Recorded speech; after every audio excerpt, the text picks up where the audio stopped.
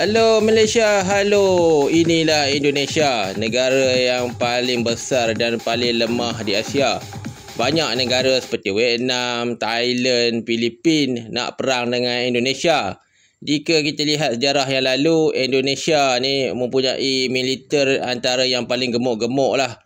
Kebanyakan militer Indonesia perutnya gendut-gendut, badannya gemuk-gemuk. Bukan saja mudah ditawan, mereka juga mudah dirasuah. Askar Endon ataupun negara Java Dash ni mempunyai militer antara yang paling lemah lah di Asia. Jom kita lihat apakah senjata Endon. Semasa perang Lebanon, satu-satunya negara yang memalukan PBB ialah Indonesia. Indonesia telah surrender dan mengangkat bendera putih semasa misi PBB.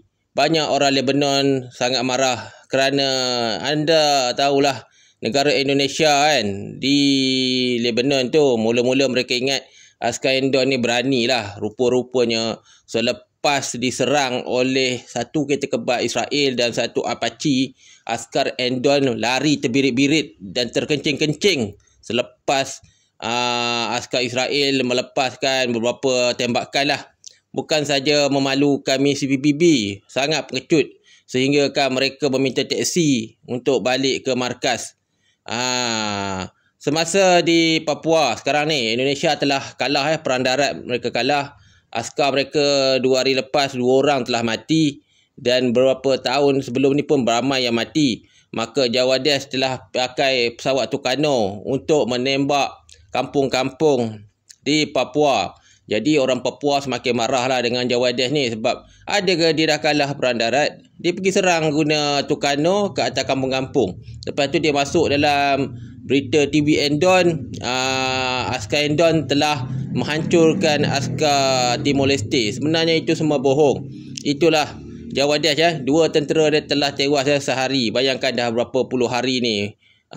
Tentera Papua ataupun OPM sangat kuat di perang hutan. Sangat suka TNI nak lawan. Okey, selain tu Ambalat, sehingga sekarang Indonesia tidak berani untuk merampas Ambalat daripada Sabah ataupun Malaysia. Ini membuktikan bahawa bangsa Endon ni hanya bangsa yang cakap besar, bangsa pencuri, penipu, suka claim, dah main bola pun kalah. Padan muka Endon. Okey, semasa latihan di antara Filipina dan juga Indonesia Java Dash ni, kapal Filipina telah memalukan kapal Endon. Kapal Filipina yang dibeli bekas daripada mereka telah mengalahkan kapal Endon yang dibuat tahun 2005. Bayangkan Endon. Malaysia dan Australia sangat benci dengan kerajaan Endon Dash ni. Mereka bukan saja mencuri ikan, mereka sudut dadah, mereka sudut pendatang haram. Banyaklah benda yang Indonesia tak dapat nak kawal lah. Java Dash ni bukan saja suka sudut, malah mencuri. Sebab itulah ada 5 juta pendatang haram Endon di Malaysia. Bukan saja Indonesia, di Australia pun berlaku masalah sama. Selain mensudut dadah ke Australia, negara Endon Dash ni mempunyai satu semangat kurang ajar lah. Dia punya kurang ajar bila dia pergi mana-mana negara macam Australia, Malaysia, dia akan bandingkan negara Indonesia ni maju. Tapi dia jadi pendatang haram. Dia datang negara Malaysia, Indonesia, Singapura, Hong Kong, Jepun. Lepas tu dia kutuk. Okey, Endon sekarang ni berhutang lagi. Dia beli kapal perang. Kapal perang yang dia beli ni konon nak tunjukkan dia tu sangat kuat lah. Sebab pemimpin mereka semua askar. Jadi mereka ni tak tahu sebenarnya kapal perang paling mudah diserang. Dan apa pun akhirnya Malaysia menang.